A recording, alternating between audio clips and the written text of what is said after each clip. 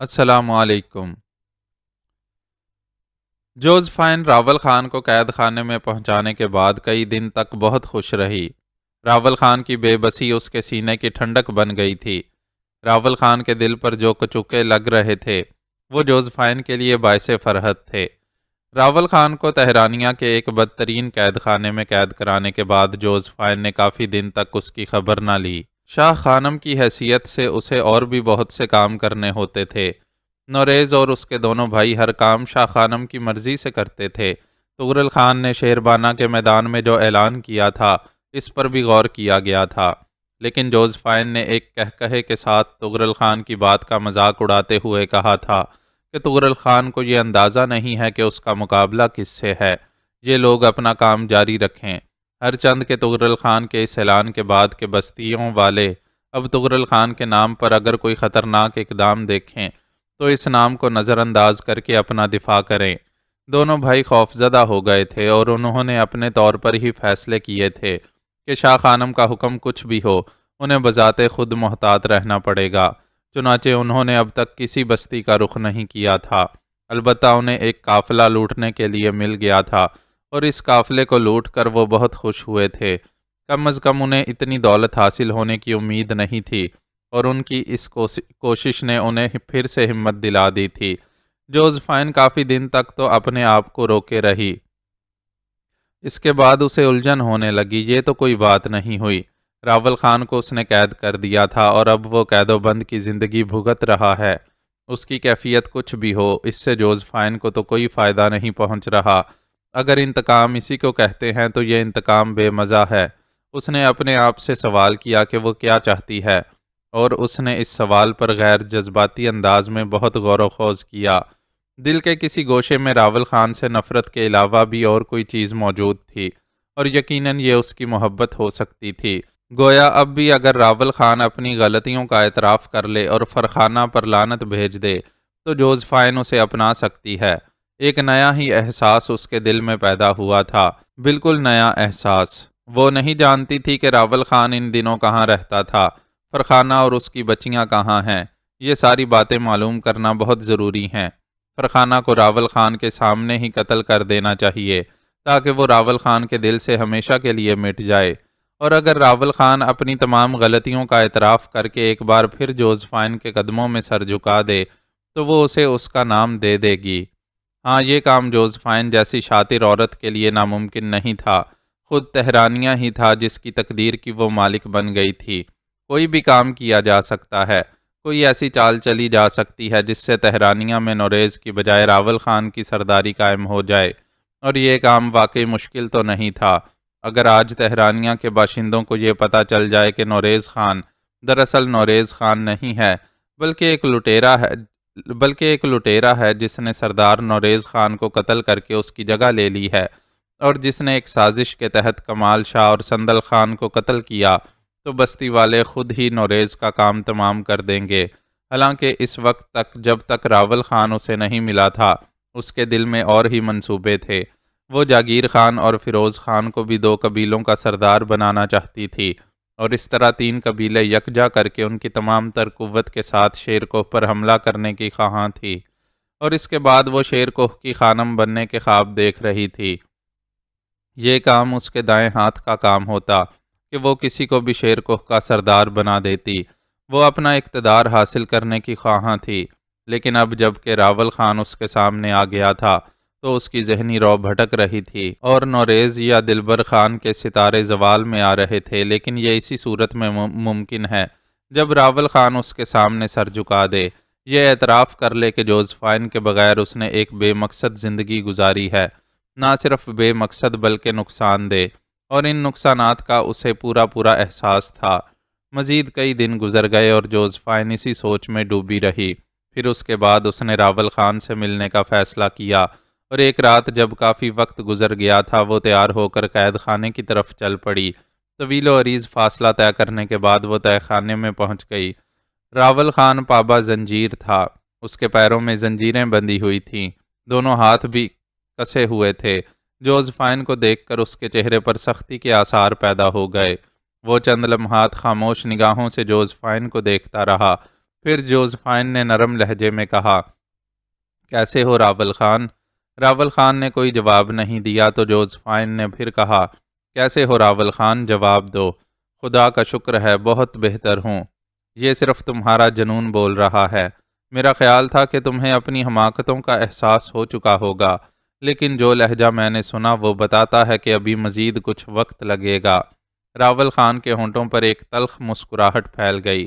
اس نے آہستہ سے کہا، ہاں جوزفائن، ابھی کچھ وقت لگے گا۔ واقعی ابھی میں نے شکست تسلیم نہیں کی، لیکن ایک بات غور سے سن لو راول خان، تمہیں شکست تسلیم کرنا پڑے گی۔ اس کے لیے تم ماضی پر نگاہ ڈال سکتے ہو۔ ماضی کا کون سا لمحہ نظر انداز کرو گے؟ میں نے جو کچھ کیا نہایت کامیابی سے کیا، اور میں ہی وہ ہوں جس نے بالآخر تمہیں شیر کوہ کی سرداری کا منصب دلایا۔ راول خان، اگر تم جوزفائن کو نظر انداز نہ کرتے تو کس کی مجال تھی کہ شیر کوہ میں کوئی تبدیلی لاتا؟ ہاں راول خان، تم نے بے وفائی کی۔ تم نے جوزفائن سے کیا ہوا زندگی بھر کا عہد بھلا دیا، اور اس کے بعد تم خود دیکھ لو کہ تم کیسی کیسی صعوبتوں کا شکار ہو گئے۔ اس میں بھی کوئی شک نہیں راول خان کہ تمہاری اس کارروائی کے نتیجے میں مجھے زوال سے دوچار ہونا پڑا، لیکن میں جوزفائن ہوں۔ میرا ذہن آج بھی اسی رفتار سے کام کرتا ہے راول خان، اور اس کا نتیجہ تمہارے سامنے ہے۔ تم نے جب اپنے ذہن سے سوچنا شروع کیا تو یہاں آ کر پابائے زنجیر ہو گئے، اور میں نے جب زوال کا شکار ہونے کے بعد اپنے ذہن کو استعمال کیا تو یہ دیکھ لو کہ آج میں تہرانیہ میں سردار سے بڑی حیثیت رکھتی ہوں۔ ہاں راول خان، یہ ایک ٹھوس سچائی ہے جو ہم دونوں کی نگاہوں کے سامنے ہے۔ بہر طور میں عورت بھی ہوں، اور میرا تم سے وہ رشتہ رہا ہے جو دنیا میں کسی اور سے نہیں ہو سکتا۔ راول خان، آج بھی میرے سینے میں تمہارے لیے جگہ موجود ہے۔ بے شک جب سے تم نے مجھ سے بے وفائی کی، میں نے اپنی نفرتوں کو پروان چڑھایا، میں نے ان نفرتوں کی آبیاری کی، لیکن دل کے وہ گوشے جہاں تمہارا پہلا نقش پہنچا تھا، آج بھی وہ نقش منور ہے۔ تم کو اس جال میں دیکھ کر مجھے دکھ ہوتا ہے راول خان۔ کیا تمہیں اب بھی اس کا احساس نہیں کہ تم نے جوزفائن کی ذہانتوں کو ٹھکرا کر برا کیا؟ میں نے تیری شیطانیت سے نکلنے کے بعد اپنے آپ کو جتنا ہلکا پھلکا محسوس کیا ہے جوزفائن، تو اس کا تصور بھی نہیں کر سکتی۔ میری شیطانیت اور اپنے آپ کو ہلکا پھلکا محسوس کیا تم نے؟ کیا اسی طرح؟ کیا ان زنجیروں کا وزن کم ہے؟ یہ زنجیریں تو میرے گناہوں کا کفارہ ہیں جوزفائن۔ میں اپنے گناہوں کا کفارہ ادا کر رہا ہوں۔ یہ تو ان برائیوں کا نتیجہ ہیں جو میں نے تیرے دھوکے میں آ کر کیں۔ جوزفائن، سچ جان، میں نے تجھ سے جدا ہونے کے بعد ہر لمحہ توبہ میں گزارا ہے۔ میں تیری ذات کی شیطانیت کو آج تک اپنے سر سے اتار کر نہیں پھینک سکا۔ جوزفائن، تیری وجہ سے مجھ سے جو گناہ ہوئے ہیں ان کے لیے تو واقعی یہ زنجیریں بہت ہلکی ہیں۔ میں تو بہت بڑی سزا کا مستحق ہوں۔ گویا آج بھی تم یہی زبان بول رہے ہو راول خان۔ میں تمہارے سامنے ایک پیشکش لے کر آئی تھی۔ سنو، مجھے تسلیم کرو اور یہ اعتراف کرو کہ تم نے حماقت کی تھی اور تم اس پر شرمندہ ہو۔ فرخانہ کو میرے سامنے لاؤ اور اس کی گردن اپنے ہاتھوں سے اتار کر میرے پیروں میں ڈال دو، تو میں تمہیں بہت بڑا منصب دے سکتی ہوں۔ اور اگر فرخانہ کا ایک جوتا تیرے سر پر رکھ دیا جائے جوزفائن، تو میں سمجھوں گا کہ تو شہنشاہ بن گئی۔ وہ جوتا تیرے سر پر تاج کی مانند سجے گا۔ اگر فرخانہ کا اور اپنا موازنہ کرتی ہے تو یوں سمجھ لے کہ میں تجھے اس کے سامنے ایک خارش زدہ کتیا سے زیادہ اہمیت نہیں دیتا۔ فرخانہ تجھ سے عظیم ہے، وہ میرے بچوں کی ماں ہے، سمجھی، اور تو ایک بانجھ عورت ہے۔ تو وہ عورت ہے جس کی کوکھ ایک چوہے کا بچہ بھی جنم نہیں دے سکتی۔ تجھے عورت کہنا بھی عورت کا مذاق اڑانے کے مترادف ہے جوزفائن۔ تو عورت تھی ہی کب؟ ایک بار پھر میں تجھے تیری اوقات یاد دلا دوں۔ بے شک میں کچے ذہن کا مالک تھا، بے شک تو نے مجھے اپنے بدن کے جال میں جکڑ لیا تھا، اور میں نے تجھے ایک شریف زادی سمجھ کر قبول کر لیا تھا، لیکن حقیقت تو خود جانتی ہے۔ تو لندن کے گھٹیا سے گھرانے کی عورت ہے، جسے اگر لندن ہی میں شادی کرنے کا موقع ملتا تو کسی بینک کے معمولی کلرک یا کسی اور عہدے دار سے تیری شادی ہو جاتی، اور بس تم دونوں میاں بیوی ملازمت کر کے زندگی گزارتے۔ لیکن تو نے یہ سوچ کر کہ تو پہاڑوں پر حکومت کرے گی، مجھ پر جال ڈالے، اور تیرے سارے اہل خاندان نے تیری مدد کی، کیونکہ اس طرح انہیں اپنا مستقبل بھی درخشاں نظر آ رہا تھا۔ جوزفائن، میں تیری اوقات کو سمجھنے کے بعد تجھ سے نفرت کرنے لگا۔ مجھے احساس ہو گیا کہ مجھ سے غلطی ہوئی ہے۔ اگر تو کسی اعلیٰ خاندان کی اور کسی اچھے حسب و نسب کی مالک ہوتی تو یقینی طور پر پہاڑوں میں سازشوں کے ایسے جال نہ بچھاتی جس کے نتیجے میں آج ہمیں یہ دن دیکھنے پڑ رہے ہیں۔ جوزفائن کا چہرہ غصے سے لال بھبوکا ہو گیا۔ اس نے غراتے ہوئے لہجے میں کہا، تو پھر سن لے راول خان، میں جانتی ہوں کہ تو مجھے فرخانہ کا پتہ نہیں بتائے گا، لیکن تو یہ بھی جانتا ہے کہ یہ میرے لیے اتنا مشکل کام نہیں ہوگا۔ میں اب نئے سرے سے تیرے بارے میں سوچوں گی۔ میں اپنے سینے میں تیرے لیے جو گداز لے کر آئی تھی، آج وہ بھی ہمیشہ کے لیے ختم ہو گیا ہے۔ پہلے میں فرخانہ اور تیری بیٹیوں کو حاصل کر کے تیرے سامنے ذبح کر دوں گی، اور اس کے بعد راول خان تیرا بیٹا تیرے سامنے لایا جائے گا اور میں اسے پتھروں سے کچل کچل کر مار دوں گی۔ سمجھا؟ عورت کے انتقام کا بھی تصور بھی نہیں کیا ہوگا تو نے۔ میں عورت ہوں، مکمل عورت۔ راول خان نے اس کی طرف منہ کر کے تھوک دیا تھا۔ جوزفائن چند لمحات اس کا چہرہ دیکھتی رہی، پھر وہاں سے واپس پلٹ آئی۔ اس کے سینے میں واقعی نفرت کی آگ بھڑک اٹھی تھی، اور اب یہ شعلے اس کے پورے وجود کو خاکستر کیے دے رہے تھے۔ تھوڑی دیر کے بعد وہ قید خانے سے واپس چل پڑی۔ تولائی خان واپس پہنچ گیا تھا، اور تغرل خان جو بے چینی سے اس کی واپسی کا انتظار کر رہا تھا، دور ہی سے اس کی آمد کی اطلاع پا کر اس کی طرف چل پڑا تھا۔ اس نے تولائی خان کا پرجوش استقبال کیا۔ اس سے اس بات کا اظہار ہوتا تھا کہ اس سلسلے میں وہ کتنا بے چین ہے۔ تولائی خان کے گھوڑے سے اترتے ہی اس نے سوالات داغ دیے۔ اوئے تولائی خان، کامیاب ہو کر آیا ہے یا ناکام؟ لیکن تیرے ساتھیوں کے ساتھ وہ سامان نہیں ہے جو میں نے بھیجا تھا۔ اس کا مطلب ہے کہ تو کامیابی کی خبر سنانے والا ہے، لیکن یہ تو بتا، کیا لوٹنے والے اس بار صرف لوٹے ہیں یا لوٹنے کا مقصد بھی پورا ہوا ہے؟ نہیں تغرل خان، تو نے تولائی خان کو جس کام کے لیے بھیجا تھا اس کی تکمیل کے بغیر اس کی واپسی ممکن نہیں تھی۔ ہم لٹے نہیں ہیں، بلکہ ہم نے اپنے آپ کو لٹایا ہے، اور اس طرح ان لٹیروں کی تقدیر پر کالی سیاہی پھیر دی ہے جو ہمارے نام پر یہ حرکت کر رہے تھے۔ خوب، بہت خوب، مجھے یقین تھا تولائی خان، مجھے یقین تھا۔ میں نے کسی گدھے کو اس مہم پر نہیں بھیجا تھا۔ ارے ہاں، وہ کھوپڑی کہاں ہے؟ کیا وہ مردود مر گیا؟ نہیں تغرل خان، میں تمہیں پوری تفصیل بتانا چاہتا ہوں۔ تو پھر بتا، انتظار کس بات کا ہے؟ تغرل خان نے بے چینی سے کہا، اور تولائی خان سمجھ گیا کہ تغرل اس سلسلے میں جلد بازی چاہتا ہے۔ چنانچہ اس نے وہیں راستے میں تمام تفصیلات اسے بتا دیں۔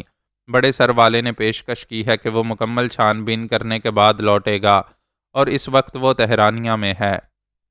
اوہ اوہ، تہرانیہ! کیا یہ ہماری باج گزار بستی ہے؟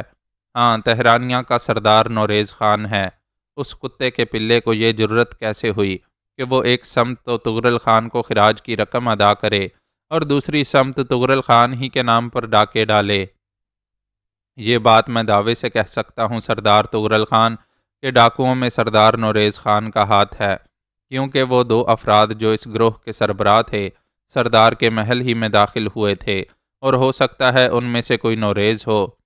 میں بری طرح بے چین ہو گیا ہوں یہ معلوم کرنے کے لیے، لیکن اگر ایسی بات ہے تو پھر یوں سمجھ لے کہ تہرانیہ کی بربادی قریب آ گئی۔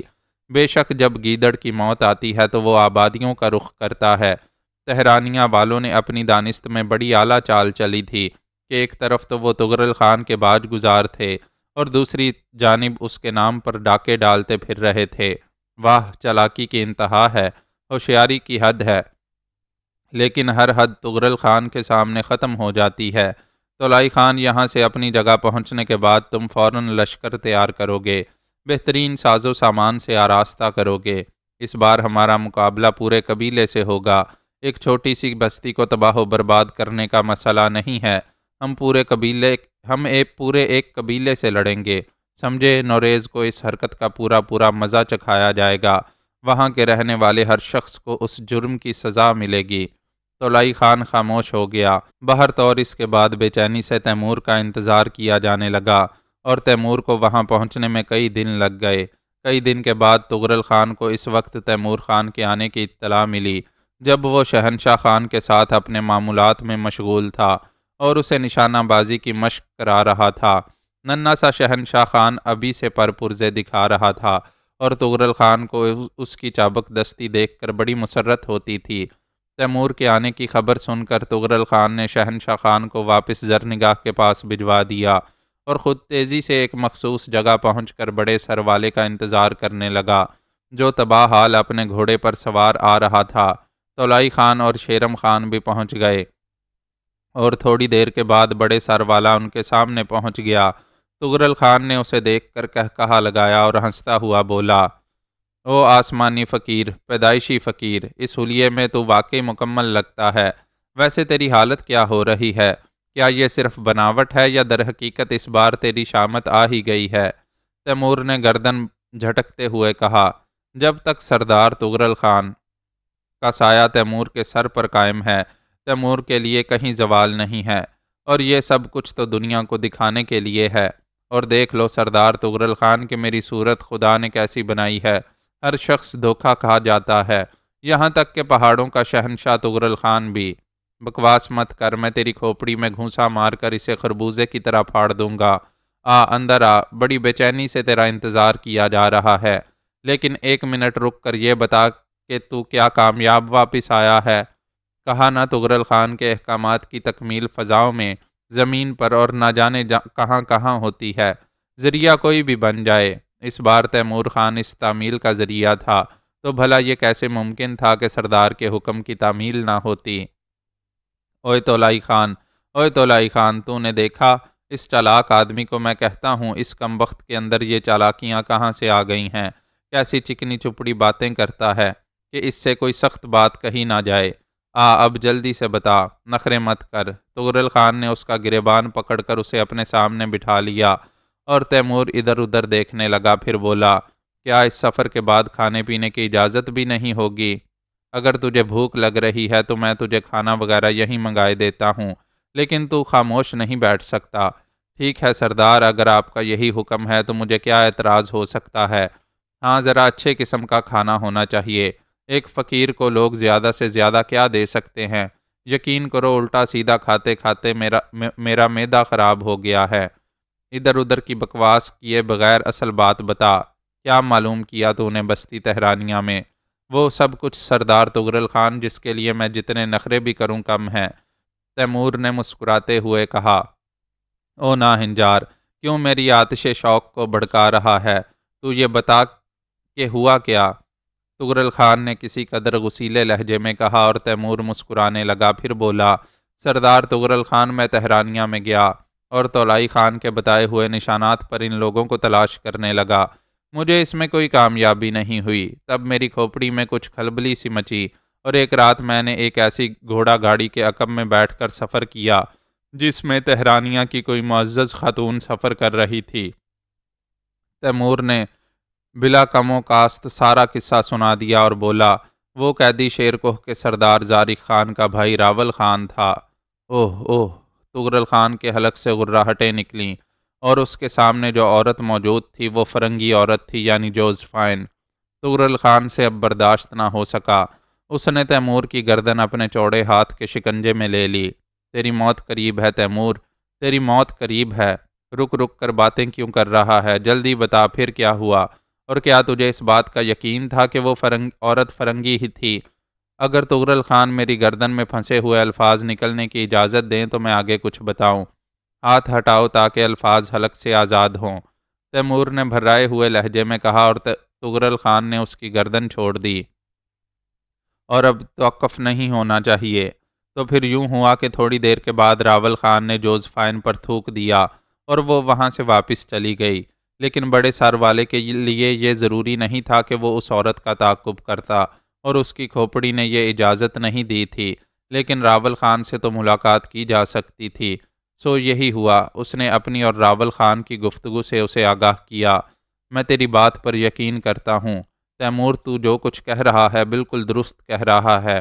یہ اس کمبخت فرنگی کتیا ہی کا کارنامہ ہو سکتا ہے۔ اسی طرح اس نے میرے ذریعے شیر کوہ کے خزانے بھرے تھے، لیکن اس نے تہرانیہ میں یہ حیثیت کیسے اختیار کر لی؟ یقیناً دھوکہ دہی کے ذریعے، جیسا کہ تو نے بتایا کہ وہ وہاں شاہ خانم کے نام سے رہتی ہے۔ ہاں سردار، اور اس کے علاوہ بھی ایک اطلاع ہے تمہارے لیے جو ہو سکتا ہے تمہارے لیے باعث دلچسپی ہو۔ وہ کیا؟ تغرل خان نے پوچھا۔ راول خان نے ایک اجنبی ہمدرد کی حیثیت سے مجھ سے کہا کہ اگر میں شاہ گڑھی پہنچ جاؤں اور وہاں کی خانم شہبانوں سے اس کی دکھ بھری داستان سناؤں تو یقینی طور پر شاہ گڑھی کی جانب سے اس کی مدد ہو سکتی ہے۔ شاہ خانم شہبانو شاید راول خان کے لیے قبیلہ تہرانیہ سے جنگ کرنے سے بھی گریز نہ کرے۔ شاہ گڑھی، خانم شہبانو، تغرل خان زیر لب بولا، اور پھر تولائی کی طرف دیکھ کر کہنے لگا، کیا شاہ گڑھی ہمارے باج گزاروں میں سے ہے؟ ہاں، شاہ گڑھی کی خانم شہبانو ہماری برتری تسلیم کر چکی ہے اور باقاعدگی سے خراج ادا کرتی ہے، لیکن اب شاہ گڑھی پر اس کا بیٹا شمروز برسر اقتدار ہے۔ مگر راول خان سے اس کا کیا تعلق ہے؟ یہ نہیں کہا جا سکتا۔ بڑے سر والے، کیا تو نے راول خان سے یہ بات معلوم کی کہ شہبانو اس کے لیے قبیلہ تہرانیہ سے جنگ کرنے پر کیوں آمادہ ہو جائے گی؟ یہ سوال مناسب نہیں تھا سردار، اس لیے میں نے راول خان سے نہیں کیا۔ ہمیں اس سے کوئی دلچسپی بھی نہیں۔ راول خان کے کتنے ہی ہمدرد ہوں، لیکن اب وہ ان پہاڑوں میں اپنے لیے ہمدردیاں کھو چکا ہے۔ اور جوزفائن، اوہ چاچا خان، چاچی خانم نے بالآخر تم پر بھی وار کر دیا۔ مزہ آیا، مزہ آیا، واہ کیا بات ہے۔ ارے تولائی خان، تو نے دیکھا؟ شیرم خان، وہ عورت جس نے ہم سے ہمارے دو ساتھی جدا کیے، وہ عورت اب راول خان کی دشمن ہے۔ مگر کیسے؟ یہ بات سمجھ میں نہیں آ رہی۔ سوچنا پڑے گا، بڑے غور کرنے کی بات ہے۔ کوئی فیصلہ کریں گے، بہت جلد کوئی فیصلہ کریں گے۔ اس سے زیادہ دلچسپ اطلاع ہمارے لیے اور کوئی نہیں ہو سکتی کہ چچی خانم اور چچا خان ایک ہی جگہ جمع ہیں۔ واہ تولائی خان، واہ لطف آ گیا۔ اب تہرانیہ کی اینٹ سے اینٹ بجے گی۔ ہم ان دونوں کو چوہوں کی طرح وہاں سے نکال لائیں گے۔ چاچا راول خان اس وقت تک میرے لیے بیکار تھے، جب تک چچی خانم کا پتہ نہیں چلتا تھا۔ خوش بخت کا معاملہ بالکل مختلف ہے، لیکن کیا ہی لطف آئے گا جب چچی جوزفائن اور چچا خان ایک ہی جگہ موجود ہوں گے، لیکن میرے قیدی، جوزفائن کے قیدی، اور اس وقت ان سے حساب چکانے کا مزہ آئے گا۔ واہ تولائی خان، واہ۔ اے شیرم، کیا بے وقوفوں کی طرح کھڑا منہ دیکھ رہا ہے؟ ہمارے لشکر کے ایک ایک فرد کو تیار کر دے، ایک ایک فرد کو۔ ہاں ہاں، اور ان سب کو ہتھیاروں سے مسلح کر دے۔ ہمیں تہرانیہ پر حملہ کرنا ہے۔ پہلی بار تغرل خان ایک پورے قبیلے سے جنگ کرے گا۔ ہم اپنی طاقت کا لوہا بھی منوا دیں گے، اور یہ بھی بتا دیں گے کہ یہ صرف ڈاکوؤں کا گروہ نہیں، بلکہ ایک پورا قبیلہ ہے جو کسی دوسرے قبیلے کو شکست دے سکتا ہے، اسے تاراج کر سکتا ہے۔ تغرل خان کی غرائی ہوئی آواز ابھر رہی تھی۔ شیرم خان نے آنکھیں بند کر کے گردن ہلا دی، لیکن اس کے چہرے پر عجیب سے آثار تھے۔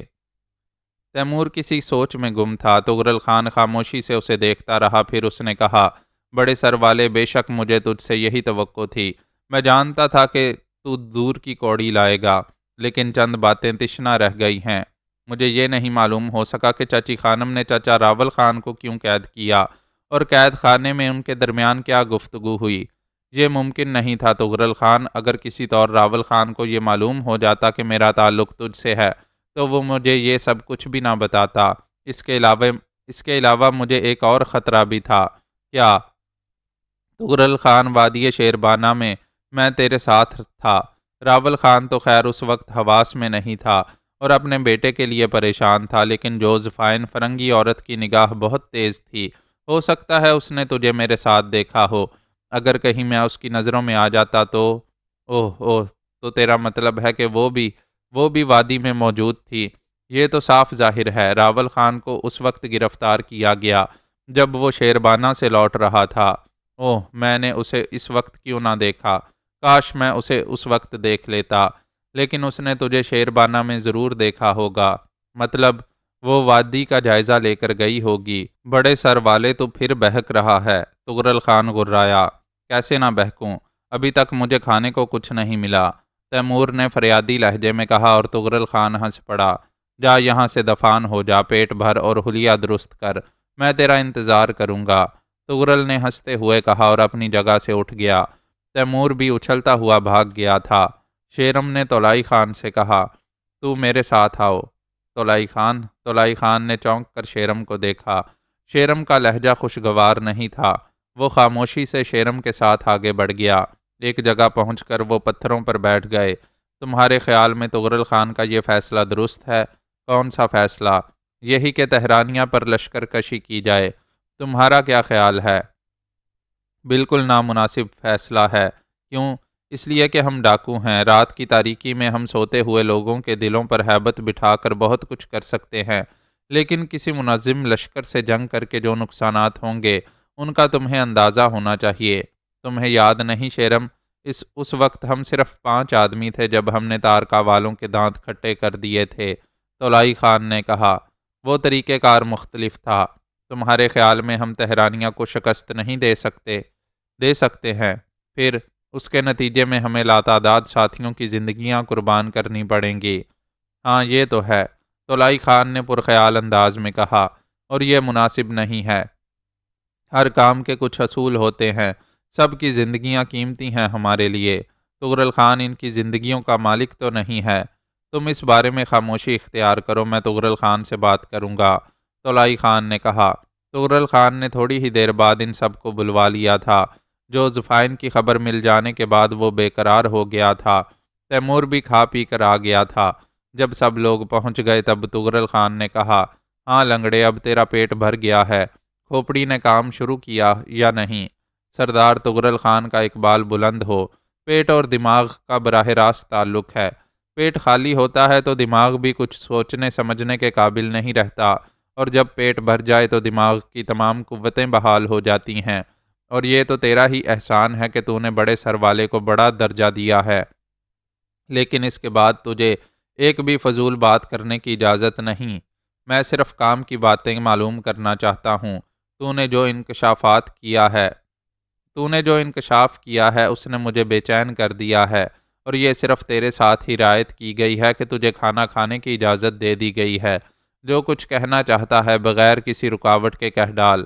معزز سردار تغرل خان، پہاڑوں کے شہنشاہ، اس میں کوئی شک نہیں کہ تغرل خان عظیم ہے اور اپنے دشمنوں پر قابو پانے کی اہلیت اور قوت رکھتا ہے، لیکن جسم کے ساتھ طاقت اور طاقت کے ساتھ اگر عقل کا استعمال بھی ہو جائے تو مار دوہری ہو جاتی ہے۔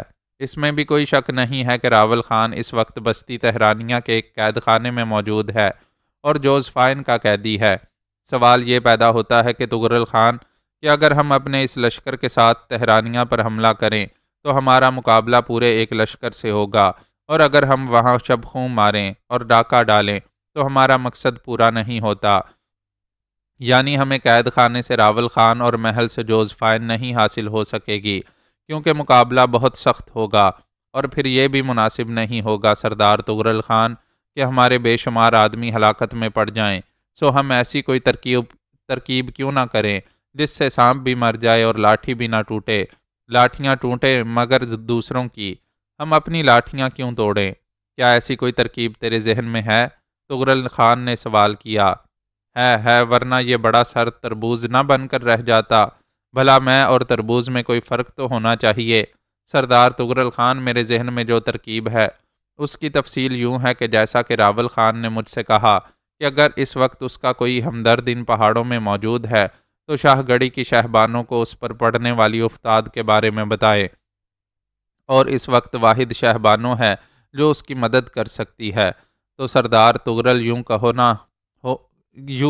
کیوں نہ ہو کہ شاہ گڑھی کا لشکر تہرانیہ پر حملہ کرے اور وہ دونوں آپس میں برسر پیکار ہو جائیں، اور عقب تو پھر ہمیشہ ہی خالی ہوتا ہے۔ تغرل خان کا گروہ بجائے جنگ و جدل کرنے کے ایسا کیوں نہ کرے کہ خالی عقب کو اپنے لیے کامیابی کا راستہ بنا لے، اور اس کے بعد محل پر حملہ کریں، قید خانے پر حملہ کریں اور ان دونوں کو وہاں سے اٹھا لے آئیں۔ باقی رہا فیصلہ نوریز خان اور شہبانوں، تو وہ جانے اور ان کا کام، بھلا ہمیں کیا پڑی ہے دوسروں کے معاملات میں ٹانگ اڑانے کی۔ تغرل خان منہ پھاڑے تیمور کو دیکھ رہا تھا، پھر اس نے تولائی خان اور شیرم خان کی طرف دیکھا، وہ دونوں ساکت کھڑے تھے۔ تولائی خان کے چہرے پر البتہ اطمینان کے آثار تھے۔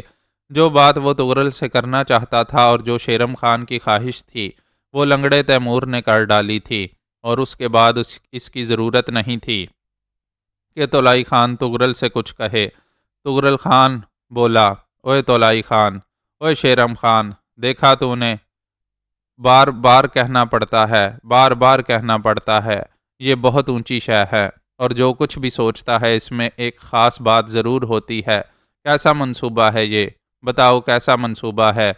تولائی خان نے اس موقع پر فوراً ہی بولنا مناسب سمجھا اور آگے بڑھ کر کہنے لگا، اس لنگڑے کی کھوپڑی مرنے کے بعد محفوظ کر لی جائے تغرل خان، مجھے یقین ہے کہ موت کے بعد بھی اس سے جو منصوبے برآمد ہوں گے وہ بھی کارآمد ہوں گے۔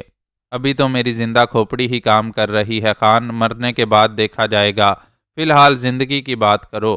تیمور نے کہا، میں سمجھتا ہوں تغرل خان، اس سے بہتر منصوبہ اور کوئی نہیں ہو سکتا، اور پھر جب اس منصوبے کی تکمیل کرنے والا تیمور خان جیسا آدمی ہو تو پھر تو یوں سمجھ لو کہ اس کی تکمیل لازمی ہے۔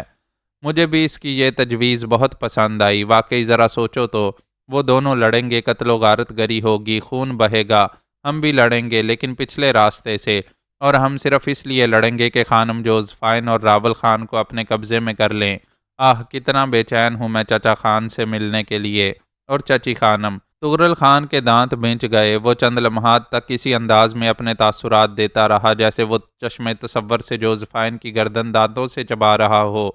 اس وقت اسے پانی سے بھری ہوئی سرنگ یاد آ گئی تھی جس میں اس کے دو دوست جابر خان اور فرزان خان ہلاک ہو گئے تھے، اور وہ ان کی ہلاکت کو آج تک نہیں بھولا تھا۔ چند لمحات مکمل خاموشی رہی، پھر تغرل خان نے آہستہ سے کہا، تیمور خان، تیرا یہ منصوبہ بالکل مکمل ہے اور مجھے یقین ہے کہ تو اس کی تکمیل کرے گا۔ اب یہ بتا کہ تجھے اپنے ساتھ کتنے لوگ درکار ہیں۔ تجھے بستی شاہ گڑھی جانا ہوگا، وہاں کے حالات معلوم کرنا اور اس کے بعد شہبانوں کے پاس راول خان کا پیغام پہنچا دینا۔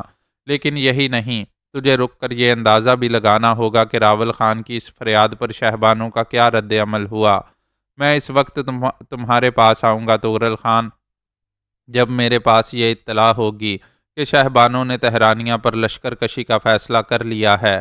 خوب، بہت خوب، بے شک ہم تیرا انتظار کریں گے، اور اس دوران ہم اپنی تیاریوں میں مصروف رہیں گے۔ تو پھر ٹھیک ہے، مجھے کب روانہ ہو جانا چاہیے تغرل خان؟ اچھے کام کے لیے دیر کرنا بری بات ہے، میں سمجھتا ہوں کہ تو فوراً ہی بستی شاہ گڑھی روانہ ہو جا اور اس کے بعد کام کا آغاز کر۔ ٹھیک ہے، میں تیار ہوں، اور مجھے ابھی کسی ساتھی کی ضرورت نہیں ہے، تنہا رہ کر میں زیادہ بہتر طریقے سے کام کر سکتا ہوں۔ تغرل خان نے اس کے بعد سلسلہ گفتگو منقطع کر دیا۔ تیمور کی بات وہ اکثر مان لیا کرتا تھا، ویسے تیمور کی اس کارروائی سے سبھی کو اطمینان ہوا تھا۔ طولائی خان جانتا تھا کہ شیرم ذہنی طور پر تغرل خان سے برگشتہ ہو گیا ہے، اور اب اسے تغرل خان کے ہر کام میں خرابیاں نظر آتی ہیں۔ نہ جانے اس اختلاف کا انجام کیا ہوگا۔ بہر طور طولائی خان یہ نہیں جانتا تھا کہ شیرم خان اور تغرل خان آمنے سامنے ہوں۔ 5 افراد تھے، جن میں سے اب یہ 3 رہ گئے تھے، اور بہر طور طولائی کو تغرل خان کی برتری عزیز تھی، اور وہ یہ بھی جانتا تھا کہ اگر شیرم براہ راست تغرل کے مقابلے پر آ گیا تو نقصان شیرم ہی کو پہنچے گا۔ فرخانہ شہبانوں کے پاس تھی اور شہبانوں حق انسانیت ادا کر رہی تھی۔ اس نے فرخانہ کو پوری طرح سنبھال رکھا تھا۔ ویسے پہاڑوں کی یہ بیٹی خود بھی بہت صابر و شاکر تھی، اس کی زندگی تو مصائب ہی سے تحریر تھی۔ ایک شریف گھرانے میں آنکھ کھولی، شریف بیٹیوں کی طرح پرورش پائی، اور جب باپ نے یہ فیصلہ کیا کہ اسے راول خان کے عقد میں دے دیا جائے تو بھلا فرخانہ کی کیا مجال تھی کہ انکار کر سکتی، جبکہ جانتی تھی کہ سردار راول خان پہلے سے شادی شدہ ہے۔ لیکن پہاڑوں میں رہنے والیوں کی اپنی زبانیں نہیں ہوتیں، اور وہ والدین کے اشاروں پر چل کر اپنا فرض ادا کرتی ہیں۔ راول خان کی تحویل میں آ کر اس نے خوشی سے چند لمحات بھی نہ دیکھے۔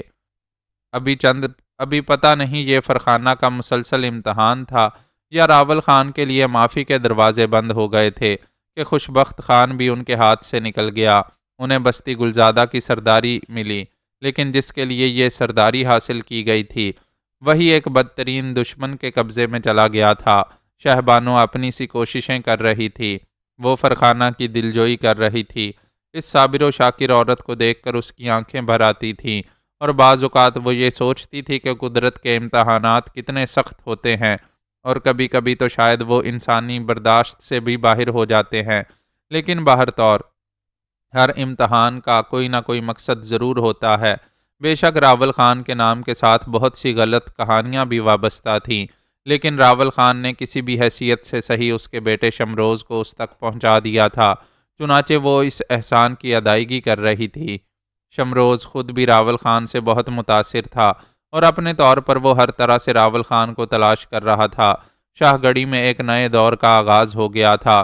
اور شمروز کی سرکردگی میں لوگ خوش و خرم زندگی گزار رہے تھے کہ ایک دن شاہ گڑھی میں ایک مفلوق الحال انسان داخل ہوا جو پیدل تھا اور جس کے پاؤں سوجے ہوئے تھے، جس کا لباس تار تار تھا، اس کے چہرے پر گرد کی تہیں چڑھی ہوئی تھیں۔ شاہ گڑھی کے لوگوں نے اس اجنبی مسافر کا خیر مقدم کیا اور اسے ایک جگہ قیام کے لیے پیش کر دی۔ مسافر نے ان لوگوں کی عنایت کا شکریہ ادا کیا اور اپنا چہرہ وغیرہ درست کرنے کے بعد کچھ وقت آرام کیا، پھر بولا، عزیزو، مجھے شاہ گڑھی کی خانم شہبانو سے ملنا ہے۔ کیا تم شہبانو کو جانتے ہو معزز مہمان؟ جواب میں مفلوق الحال شخص ہنس پڑا اور اس نے مسکراتے ہوئے کہا، تم نے مجھے معزز مہمان کا لقب خوب دیا، بھلا مجھ جیسے لوگ بھی معزز ہوتے ہیں؟ مہمان قابل عزت ہوتا ہے دوست، اور تم مہمان ہو اس لیے قابل عزت ہو، اور ہر قابل عزت کو معزز کہا جاتا ہے۔ تمہارا شکریہ، بلا شبہ تم اچھے دوست ہو۔ شاہ گڑھی کی خانم مجھ سے ملے گی تو یقیناً اسے خوشی ہوگی، کیونکہ میرے پاس اس کے لیے ایک پیغام ہے۔ بہتر ہے کہ تم فوری طور پر خانم کو یہ اطلاع دے دو کہ ایک مسافر اس سے ملنا چاہتا ہے۔ تم بالکل اطمینان رکھو، خانم کو تمہارا یہ پیغام فوراً پہنچا دیا جائے گا۔ آرام کرو، میزبانوں نے کہا، اور مفلوق الحال شخص نے گردن ہلا دی۔ پھر اس کی خواہش کے مطابق یہ اطلاع خانم شہبانو کو پہنچ گئی۔ خانم شہبانو نے فوراً ہی اس شخص کو طلب کر لیا اور اپنے کمرہ خاص میں اس سے ملاقات کی۔ آنے والے نے قدم بوسی کے بعد کہا، خانم شہبانو، میں آپ کے لیے ایک قیدی کا پیغام لے کر آیا ہوں۔ پہلے اپنا تعارف کرا دوں، میرا نام تیمور ہے، اور شاید اسی نام کی مناسبت سے مجھے اپنی ایک ٹانگ سے محروم ہونا پڑا۔ بہرطور یہ ایک الگ بات ہے۔ یوں سمجھ لینا خانم کہ میں ایک آوارہ گرد ہوں، بستی بستی کریا کریا گھومتے رہنا میرا مشغلہ ہے۔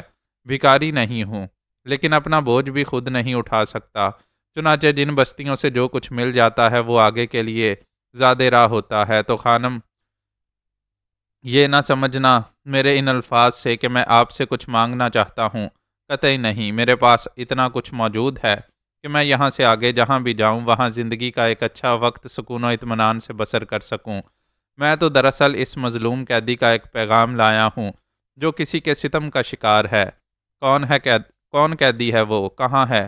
یہاں سے کافی فاصلے پر ایک بستی تہرانیہ کے نام سے جانی جاتی ہے، اور جس کے سردار کا نام نوریز خان ہے۔ نوجوان سردار کی باغ دوڑ ایک عورت کے ہاتھ میں ہے جو شاہ خانم کے نام سے جانی جاتی ہے، لیکن شاید ہی کچھ لوگ یہ بات جانتے ہوں کہ اس کا نام شاہ خانم نہیں بلکہ جوزفائن ہے، اور وہ قبیلہ شیر کوہ کے ایک سردار راول خان کی بیوی ہے، جسے وہ اپنے ساتھ ولایت سے واپسی میں لے آیا تھا، اور جس نے پہاڑوں میں ایک تہلکہ خیز زندگی کو جنم دیا۔ شہبانو بری طرح چونک پڑی۔ جوزفائن؟ اس نے سرسراتی آواز میں کہا۔ ہاں، ایک فرنگن جس کی کہانی بہت طویل ہے اور شاید آپ کو معلوم نہ ہو۔ اور وہ قیدی کون ہے؟ اس عورت کا شوہر راول خان۔ کیا؟ شہبانو اٹھ کھڑی ہوئی۔ تیمور نے آسودہ نگاہوں سے اس کی طرف دیکھا اور چہرے پر لا تعلقی کے آثار پیدا کر کے بولا، ہاں، اس قیدی نے مجھے اپنا یہی نام بتایا تھا۔ اوہ، راول خان تہرانیہ میں قید ہے؟ ہاں، خانم راول خان کا کہنا ہے کہ وادی شیربانو میں تغرل کو خراج ادا کرنے کے بعد جب وہ وہاں سے واپس پلٹا تو جوزفائن نے اسے گرفتار کرا لیا، اور اب وہ جوزفائن کا قیدی ہے، اور جوزفائن نے اس پر مظالم کی انتہا کر رکھی ہے۔ سنا ہے راول خان کے بیٹے کو بھی اغوا کر لیا گیا تھا۔ اب یہ تو پتہ نہیں چل سکا کہ راول خان کو اس کا بیٹا ملا یا نہیں، لیکن خانم جوزفائن نے مجرمانہ طور پر راول خان کو اپنا قیدی بنا رکھا ہے۔ گو یہ معاملات کسی حد تک ذاتی ہی ہیں، لیکن راول خان نے مجھے پیغام بھیجا ہے خانم شہبانو آپ کے لیے کہ اس کی مدد کریں اور تہرانیہ کو تہس نہس کر کے رکھ دیں، کیونکہ وہاں جوزفائن اپنی شاطرانہ چالیں چل رہی ہے، اور ان شاطرانہ چالوں نے ان پہاڑوں میں جو رنجشیں پیدا کی ہیں اور جو ابتری پھیلا دی ہے، یقیناً اب ان کا دوسرا دور شروع ہونے والا ہے۔ شہبانو کے چہرے پر عجیب سے تاثرات پھیل گئے تھے۔ اس نے سرد لہجے میں کہا، راول خان سے تمہاری ملاقات کہاں ہوئی تھی؟ کیا بتاؤں خانم، بس یوں سمجھ لیجئے کہ سیر و سیاحت کرتا ہوا بستی تہرانیہ میں جا نکلا، اور بستی تہرانیہ پہنچنے کے بعد نہ جانے کیوں میں نے اس کے ویرانوں کا رخ بھی کیا، اور ویرانوں ہی میں ایک قید خانے میں نے راول خان کو دیکھا۔ میں اتفاقیہ طور پر وہاں پہنچ گیا۔ راول خان نے مجھے ہمدرد اور غیر متعلق انسان پایا تو اپنی کہانی سنا دی، اور یہ کہانی سننے کے بعد میرا دل درد میں ڈوب گیا، اور تب میں نے طے کیا کہ زندگی میں کوئی نہ کوئی نیک کام ضرور کرنا چاہیے، اور یہ نیک کام میں نے اسی شکل میں کیا کہ میں وہاں سے منزلیں طے کرتا ہوا آپ کے پاس پہنچ گیا۔ ذرا مجھے تہرانیہ کے بارے میں تفصیلات بتاؤ۔ میں بہت زیادہ تفصیلات نہیں جانتا خانم۔ تہرانیہ ایک آبادی ہے، کیا آپ نے پہلے کبھی اس کا نام نہیں سنا؟ کیوں نہیں، میں جانتی ہوں، وہاں سردار نوریز خان سرداری کرتا ہے، لیکن خانم جوزفائن وہاں کیسے پہنچ گئی؟ یہ تو خدا ہی جانے، مجھے تو بس جتنا معلوم تھا وہ میں نے آپ کو بتا دیا۔ کیا اس قید خانے سے راول خان کو چھڑا کر لایا جا سکتا ہے؟ تیمور خان: بھلا کیسے ممکن ہے؟ اگر خانم جوزفائن کے بارے میں آپ جانتی ہیں شہبانو، تو پھر آپ کو یہ اندازہ بھی ہو گیا ہوگا کہ جوزفائن نے اپنے قیدی کے لیے کیا کچھ ناحفاظتی اقدامات کیے ہوں گے۔ لیکن جوزفائن کو قطعی یہ حق نہیں پہنچتا کہ وہ راول خان کو قید کر کے رکھے۔ بے شک وہ اس کی بیوی ہے، اور بیوی کی حیثیت سے وہ راول خان کے ساتھ یہاں آ سکتی ہے، لیکن اس پر یہ کسی طرح بھی لازم نہیں ہوتا کہ وہ راول خان کو اپنا قیدی بنا کر رکھے۔ بہرطور یہ پیغام میرے سینے میں محفوظ تھا، اور آج میں اپنے وجود کو بہت ہلکا محسوس کر رہا ہوں۔ تمہارا بے حد شکریہ تیمور خان، اور میں تمہیں اعزازات سے نوازوں گی۔ پھر کچھ توقف کرو، ہو سکتا ہے میرا بیٹا شمروز تم سے کچھ معلوم کرنا چاہے۔ تو ٹھیک ہے خانم، میں ایک مسافر خانے میں قیام پذیر ہوں۔ نہیں تیمور خان، محل میں تمہارے لیے بہت جگہ موجود ہے، اور پھر تم ہمارے ایک ایسے ہمدرد اور محسن کا پیغام لے کر آئے ہو جس کے ہم پر احسانات ہیں۔ میں سمجھا نہیں خانم، تیمور نے پرتجسس انداز میں کہا۔ ہو سکتا ہے یہ بات تغرل خان کے لیے باعث دلچسپی ہو کہ راول خان نے کس طرح شاہ گڑھی کی خانم پر احسان بھی کیا تھا۔ شہبانو کسی خیال میں ڈوب گئی، وہ جذباتی ہو گئی تھی، چنانچہ اس نے آہستہ سے کہا، ہاں تیمور خان، ہمارا محسن ہے، وہ میرا بھائی ہے، میرے اس بھائی سے کہیں بہتر جس نے مجھ پر زندگی تلخ کر دی تھی۔ ہاں خانم شہبانو، ہر شخص کے ساتھ کوئی نہ کوئی کہانی وابستہ ہے، یہ لنگڑا بھی کہانیوں سے محفوظ نہیں ہے، لیکن آپ نے جو باتیں مجھے بتائیں وہ بڑی عجیب ہیں، کیا میں ان کی تفصیل معلوم کر سکتا ہوں؟ ہاں، میں خانم تھی شاہ گڑھی کی، لیکن میرا بھائی میرا دشمن بن گیا۔ شہبانو نے سارے واقعات سے آگاہ کرتے ہوئے کہا۔ اس کے بعد راول واپس نہیں آیا، اور اب تم بتاتے ہو کہ وہ جوزفائن کا قیدی ہے۔ آہ، کتنا بد نصیب ہے راول خان، کتنا بد نصیب ہے وہ، شہبانو نے افسوس بھرے لہجے میں کہا۔ چند لمحات خاموش رہ کر وہ سوچتی رہی، اور پھر رفتہ رفتہ اس کا چہرہ سرخ ہوتا چلا گیا۔ لیکن میں خاموش نہیں رہ سکتی، میرے بھائی نے مجھے مدد کے لیے پکارا ہے، اور آج مجھے وہ سب کچھ یاد آ رہا ہے جو اس نے میرے لیے کیا۔ نہیں، شاہ گڑھی اسی کے دم سے آباد ہے، اگر میں اس کی مدد نہ کروں تو اپنے آپ کو کبھی معاف نہیں کر سکتی۔ شہبانو جیسے خود سے مخاطب تھی۔ تیمور گہری نگاہوں سے اسے دیکھ رہا تھا، پھر اس کے بعد شہبانو نے کہا، معزز ساتھی، تم میرے لیے انتہائی محترم ہو کہ تم نے مجھے میرے بھائی کا پیغام پہنچایا۔ یہاں تمہیں کسی قسم کی کوئی تکلیف نہ ہوگی، اور اگر تمہیں کوئی بہت اہم ضرورت ہو تو پھر میں تمہاری واپسی کا بندوبست بھی کر سکتی ہوں۔ معزز خانم، میرا کوئی ایسا مسئلہ نہیں ہے، بس یہ پیغام آپ تک پہنچانا تھا۔ چند روز اس بستی میں گزاروں گا، پھر کہیں آگے بڑھ جاؤں گا۔ آپ میرے لیے متردد نہ ہوں تو پھر تمہارے لیے یہی جگہ موزوں ہے، میں تمہارے آرام کا بندوبست کیے دیتی ہوں۔ شہبانو نے اپنے ملازموں کو بلایا، اور تیمور کے لیے ایک جگہ منتخب کر دی گئی جہاں اسے تمام اعزازات کے ساتھ رکھا گیا تھا، لیکن شہبانو کو قرار نہیں تھا۔ راول خان کے بارے میں جو اطلاعات اسے ملی تھیں انہوں نے اسے بیکل کر دیا تھا، چنانچہ اس نے فوری طور پر شمروز کو طلب کر لیا۔ ماں کا حکم تھا، شمروز کسی بھی کام میں مصروف ہوتا، اس کے نہ پہنچنے کا کیا سوال تھا۔ شہبانو کی صورت دیکھ کر شمروز چونک پڑا۔ خیریت مادر مہربان، کیا بات ہے؟ شمروز، ہمیں بلال خان کی اطلاع ملی ہے۔ اوہ، بلال خان کہاں ہے وہ؟ کس سے اطلاع ملی آپ کو خانم؟ شمروز نے سوال کیا۔ بلال خان کو قید کر لیا گیا ہے، تمہیں تقریباً تمام تفصیلات معلوم ہو چکی ہیں۔ شمروز خان، بلال خان دراصل بلال خان نہیں، شیر کوہ کا راول خان ہے۔ ہاں خانم، یہ بات میں جانتا ہوں۔ بہرطور تم یہ بھی جانتے ہوگے کہ راول خان نے انگریز عورت سے شادی کی تھی، اور بعد میں اسی کی سازشوں کا شکار ہو کر وہ اپنے تمام اعزازات اور منصب کھو بیٹھا تھا۔ ہاں، میں یہ بھی جانتا ہوں خانم۔ بہر طور جوزفائن اس وقت بستی تہرانیہ میں ہے اور کسی طرح اس کے اثرات تہرانیہ کے سردار نوریز خان پر ہیں۔ جب ہم باج گزاری کر کے واپس آ رہے تھے تو جوزفائن نے راول خان کے لیے تیاریاں مکمل کر لی تھیں اور راول خان کو وہاں سے اغوا کر لیا گیا اور اب وہ جوزفائن کا قیدی ہے اور ایک قید خانے میں بدترین زندگی گزار رہا ہے۔ شمروز کا چہرہ بھی ماں کی طرح ہی سرخ ہو گیا۔ اس نے بھرائی ہوئی آواز میں کہا، یہ اطلاعات آپ کو کیسے ملی خانم؟ ایک شخص آیا ہے وہاں سے اور اس نے ملاقات کی ہے راول خان سے۔ راول نے یہ پیغام اس کے ذریعے میرے پاس بھیجا ہے۔ شمروز گہری سوچ میں ڈوب گیا، پھر اس نے آہستہ سے کہا، لیکن ہم اس شخص پر بھروسہ کیسے کر سکتے ہیں خانم؟ مطلب؟ شہبانو نے سوال کیا۔ یہ سازش بھی ہو سکتی ہے ہمارے خلاف۔ سب لوگ جانتے ہیں کہ راول خان کے لیے ہم لوگ دل میں کیا جذبات رکھتے ہیں اور کوئی بھی شخص اس کے نام پر ہمارے خلاف سازش کر سکتا ہے۔ ہو سکتا ہے ہمارے دشمنوں نے ہمارے خلاف کوئی چال چلی ہو۔ شہبانو متحیرانہ انداز میں شمروز کو دیکھنے لگی۔ اس نے چند لمحات کے بعد مسکراتے ہوئے کہا، شمروز بیٹے، بے شک تم زیرک ہو اور تم نے خوب سوچا ہے۔ ہاں ایسا ہو سکتا ہے، لیکن اگر یہ سب کچھ نہ ہو اور در حقیقت راول خان نے ہم سے امداد طلب کی ہو تو پھر؟ میرا خیال ہے ہم جذباتی ہو کر سیدھے تہرانیہ پر نہ چڑھ دوڑیں، بلکہ ایک وفد تیار کریں اور اسے نوریز خان کے پاس بھیجیں، ان الفاظ کے ساتھ کہ اگر انہوں نے وفد کے ساتھ راول خان کو روانہ نہ کیا تو پھر اسے شاہ گڑھی کی طرف سے آنے والی گولیوں کا سامنا کرنا پڑے گا۔ شہبانو رخسار کھجانے لگی، پھر اس نے کہا، وہ شخص یہیں محل میں موجود ہے۔ میرا خیال ہے ہم اسے اس وقت تک کے لیے نظر بند کیے دیتے ہیں جب تک صورتحال واضح نہ ہو جائے۔ بظاہر اسے یہ احساس نہ ہونے دیا جائے گا۔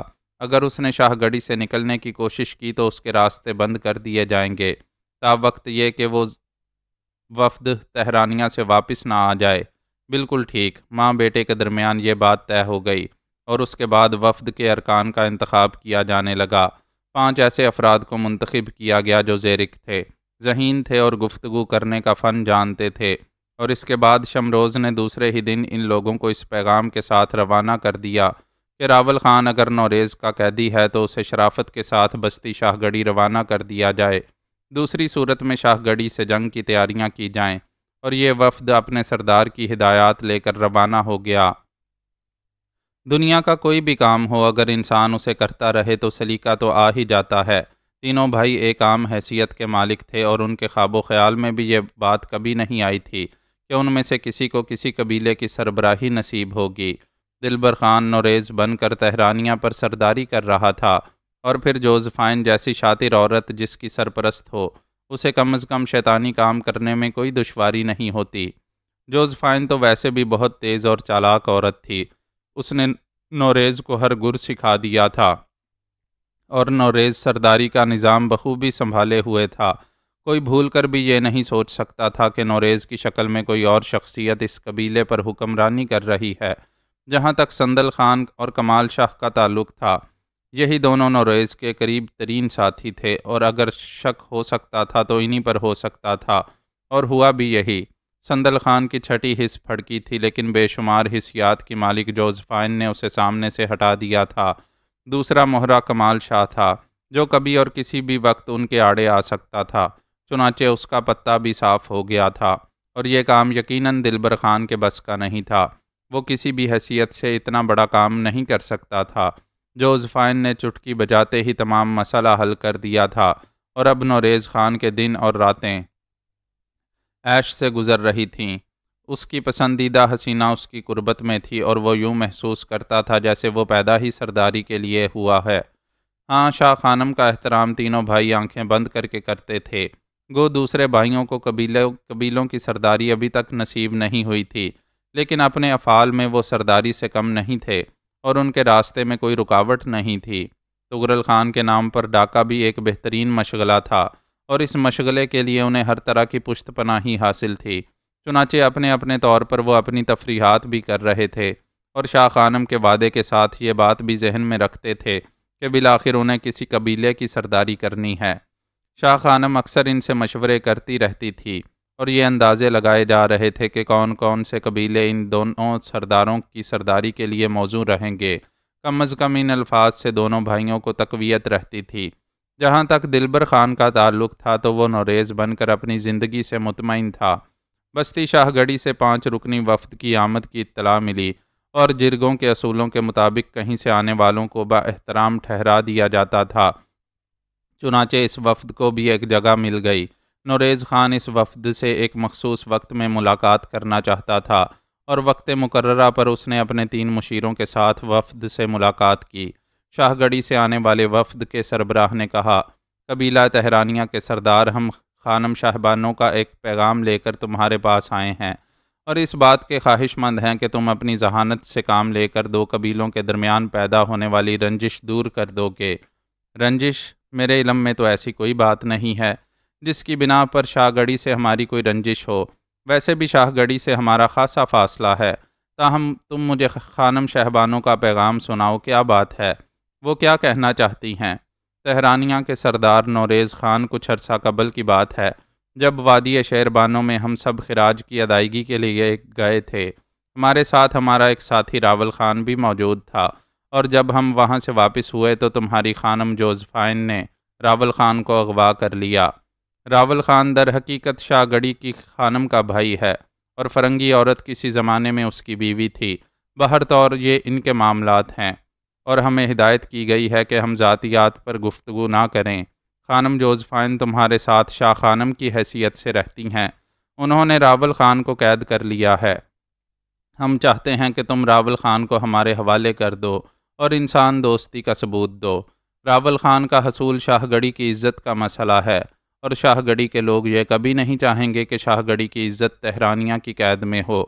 چنانچہ انسان دوستی کا ثبوت دیتے ہوئے سردار نوریز خان، راول خان کو ہمارے حوالے کر دو اور اس کے بدلے شاہ گڑھی سے محبت اور دوستی کا آغاز کرو۔ دوسری صورت میں ہمیں ہدایت دی گئی ہے کہ ہم تم سے کہیں کہ اگر راول خان کو ہمارے حوالے نہ کیا گیا تو شاہ گڑھی سے دشمنی کا آغاز ہو جائے گا اور دشمنی کے نتائج کسی کے حق میں اچھے نہیں ہوتے۔ یہ الفاظ نوریز خان کو اپنی توہین محسوس ہوئے اور اس کی ذہنی رو بھٹک گئی۔ اس نے غراتے ہوئے لہجے میں کہا، اول تو تم لوگوں کی معلومات نہایت ناقص ہیں۔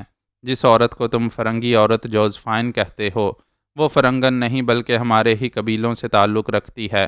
وہ ایک مقدس راہبہ ہے جو ایک خانقاہ میں اپنے رب کی عبادت کر رہی تھی۔ ہمارے اوپر اس کی نگاہ ہوئی اور اس نے ہمیں آفتوں سے محفوظ کر دیا۔ چنانچہ تم اس پر جو الزام لگاتے ہو وہ بالکل ناموزوں ہے۔ لگتا ہے شاہ گڑھی کی خانم شاہبانو کسی غلط فہمی کا شکار ہو گئی ہے۔ بہتر ہوگا کہ وہ اپنی اصلاح کریں۔ جہاں تک راول خان کا تعلق ہے تو شاہ خانم کو راول خان سے کچھ ایسے ہی مسئلوں کی وضاحت کی ضرورت تھی جس کے لیے انہوں نے راول خان کو حاصل کیا، اور اب راول خان صرف ان کی تحویل میں ہے اور قبیلہ تہرانیہ کے سردار کو یہ حق نہیں پہنچتا کہ وہ شاہ خانم کے کسی مسئلے میں مداخلت کرے۔ جہاں تک شاہ گڑھی کی خانم کے پیغام کے دوسرے حصے کا سوال ہے کہ دشمنی کا آغاز ہو سکتا ہے، تو ایک بات تم لوگ بھی کان کھول کر سن لو کہ ایک بے مقصد دشمنی کا آغاز کیا گیا تو اس کے پورے نتائج شاہ گڑھی کو بھگتنے ہوں گے۔ راول خان بے شک ہمارا قیدی ہے، لیکن اس قیدی کو ہم کسی بھی قیمت پر شاہ گڑھی کے حوالے کرنے کے لیے تیار نہیں ہیں۔ وفد کے معزز دوستو، میں شاہ خانم کے لیے پورے قبیلے کو کٹوا سکتا ہوں۔ تم یہی الفاظ شاہ گڑھی کی شاہبانوں سے کہہ دینا۔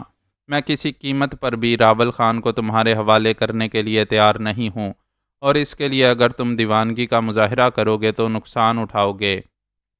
گویا سردار نوریز خان، آپ نے یہ اعتراف کر لیا کہ راول خان آپ کا قیدی ہے۔ ہاں، میرا نہیں، شاہ خانم کا قیدی ہے، اور شاہ خانم ہمارے لیے ایک مقدس ماں کی حیثیت رکھتی ہے، اور ہم مقدس ماں کے کسی مسئلے میں اپنے فیصلے نہیں ٹھونس سکتے۔ اور آپ نے یہ بھی کہا کہ سردار نوریز خان کے اس کے بدلے میں آپ شاہ گڑھی کی دشمنی مول لینے پر تیار ہیں۔ ہاں، اگر ہمارے اندرونی معاملات میں کسی قسم کی مداخلت کی جا رہی ہے تو ہم اس کا مقابلہ کرنے کے لیے تیار ہیں۔ گویا آپ شاہ گڑھی سے جنگ کرنا پسند کریں گے۔ اگر شاہ گڑھی کی خانم کے سر میں یہ سودا سمایا ہوا ہے تو مجھے اس پر اعتراض نہیں ہے۔ بہت بہتر، ہم اجازت چاہتے ہیں۔ میں چاہتا ہوں کہ میں تمہاری خاطر مدارت کروں۔ بہتر ہے کہ تم خود اس مسئلے کا حل نکالو اور اس کے بارے میں مجھے بتاؤ۔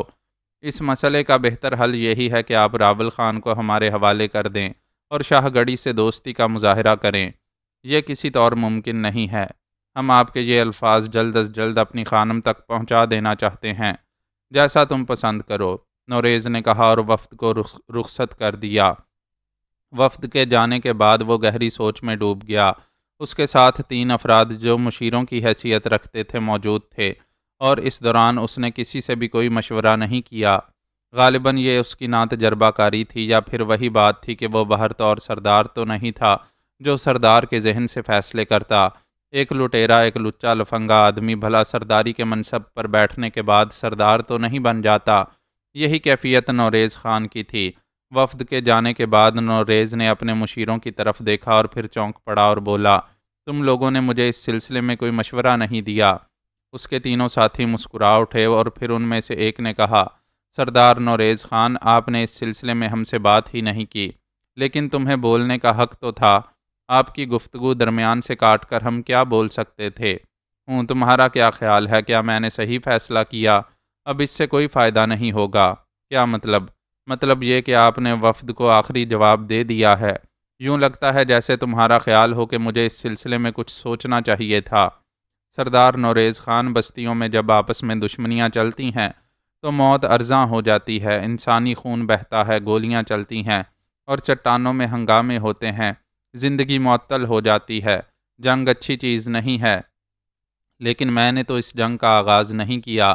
تاہم اگر آپ نے کسی راول خان نامی آدمی کو قید کیا ہے تو اس کے سلسلے میں آپ کو سنجیدگی سے سوچنا چاہیے تھا۔ ایک آدمی کے لیے ہمیں ہزاروں زندگیاں تو نہیں ضائع کرنی چاہیے۔ کمال کرتے ہو تم لوگ، شاہ خانم کی بات کو کیسے ٹھکرایا جا سکتا ہے؟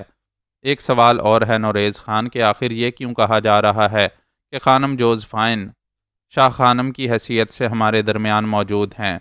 جو لوگ یہ الزام لگا رہے ہیں وہ حماقت کر رہے ہیں، اور ویسے بھی میں نہیں جانتا کہ خانم جوزفائن کیا چیز ہے۔ آپ نے کیا شیر کوہ کی کہانی نہیں سنی؟ ایک مشیر نے کہا۔ شیر کوہ کی کیا کہانی ہے؟ خانم جوزفائن ایک فرنگی عورت تھی جسے شیر کوہ کا راول خان شادی کر کے یورپ سے لے آیا، اور اس کے بعد ہی تو شیر کوہ کی حالت خراب ہوئی۔ تغرل خان خانم جوزفائن ہی کی تخلیق ہے، اور پہاڑوں میں جو یہ بدامنی پھیلی ہوئی ہے اور جس کے نتیجے میں ہمیں یہ خراج ادا کرنا پڑا، وہ سب اسی کا نتیجہ ہے۔ مگر شاہ خانم جوزفائن کیسے ہو سکتی ہے، یہ تو ہمیں معلوم نہیں، لیکن راول خان کا نام بھی اس سے منسلک ہے۔ ٹھیک ہے، بہر طور میں نے اپنے طور پر فیصلہ کر لیا ہے، اور اگر شاہ گڑھی کی شہبانو اپنی قوت آزمانا چاہتی ہے تو ہم اس کا مقابلہ کریں گے۔ یقیناً کسی بھی طرح تہرانیہ شاہ گڑھی سے کم نہیں ہے۔ مشیروں نے اپنے سردار کی ہاں میں ہاں ملائی۔ تم لوگ اس سلسلے کو نظر انداز مت کرو۔ میں چاہتا ہوں کہ تم فوری طور پر تہرانیہ میں تیاریاں شروع کر دو، تاہم میں شاہ خانم سے گفتگو کیے لیتا ہوں۔ نوریز خان نے مشیروں کو یہ ہدایت کی۔ وہ کسی قدر الجھ گیا تھا۔ شاہ خانم اگر کسی طرح فرنگی عورت جوزفائن ہے، تب بھی کم از کم اس کے حق میں بری نہیں ہے، اور اسی کے ذریعے اس نے یہ سب کچھ حاصل کیا ہے، ورنہ تو وہ دلبر خان تھا، ایک مصیبت زدہ۔ اسے اس بات سے غرض نہیں تھی کہ شاہ خانم جوزفائن ہے یا کوئی اور، البتہ وہ اس سلسلے میں یہ سوچ رہا تھا کہ وفد کو جواب دینے سے پہلے اگر وہ شاہ خانم سے مشورہ کر لیتا تو موزوں رہتا، لیکن یہ بھی تو شاہ خانم کی ہدایت تھی کہ وہ سرداری کے فیصلے خود ہی کرے۔ بہر طور اسے سکون نصیب نہ ہوا، اور بالآخر وہ اس جگہ پہنچ گیا جہاں شاہ خانم مقیم تھی۔ شاہ خانم اس کے پاس آ بیٹھی۔ نوریز نے دست بستہ عرض کی، شاہ خانم، ایک انوکھا مسئلہ درپیش ہے، اور غالباً میں اس سلسلے میں فیصلہ کرنے میں جلد بازی کر بیٹھا ہوں۔ شاہ خانم کے ہونٹوں پر مسکراہٹ پھیل گئی۔ اس نے کہا، میں موجود ہوں نوریز خان، اگر تم جلد بازی میں کوئی فیصلہ کر چکے ہو تو اپنے فیصلے پر قائم رہو، میں اسے صحیح فیصلہ ثابت کر کے دکھا دوں گی۔ لیکن مسئلہ بڑا الجھا ہوا ہے، اتنا الجھا ہوا کہ آپ شاید میرے اس فیصلے کو پسند نہ کریں۔ کیا ہے مجھے بتاؤ۔ شاہ گڑھی سے ایک وفد وہاں کی شہبانو خانم کا ایک پیغام لے کر آیا تھا۔ کیا کہتا تھا وہ؟ شاہ گڑھی کی خانم نے یہ مطالبہ کیا تھا کہ شیربانہ کے میدان سے واپسی پر ہم نے جس شخص کو گرفتار کیا تھا اسے اس کے حوالے کر دیا جائے۔ شاہ خانم بری طرح چونک پڑی۔ اس نے آہستہ سے کہا، راول خان کو؟ ہاں شاہ خانم، وہ راول خان کو چاہتی ہے، اور اس کا کہنا ہے کہ راول خان اس کا بھائی ہے۔ شاہ گڑھی کی خانم اور راول خان کی بہن؟ ناممکن، ناممکن۔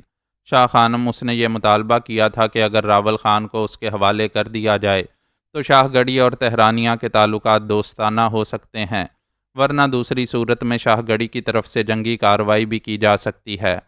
شاہ گڑھی کی خانم شہبانو اور راول خان، ناممکن، یہ بات تو میں دعوے سے کہہ سکتی ہوں کہ ان کے درمیان بہن اور بھائی کا کوئی رشتہ نہیں ہے، لیکن شاہ گڑھی کی خانم کو یہ بات کیسے معلوم ہوئی کہ راول خان ہمارا قیدی ہے؟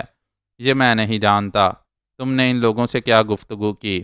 خانم، میں نے اعتراف کر لیا کہ راول خان ہمارا قیدی ہے، لیکن ہم اسے کسی بھی قیمت پر شاہ گڑھی کے حوالے کرنے کے لیے تیار نہیں ہیں۔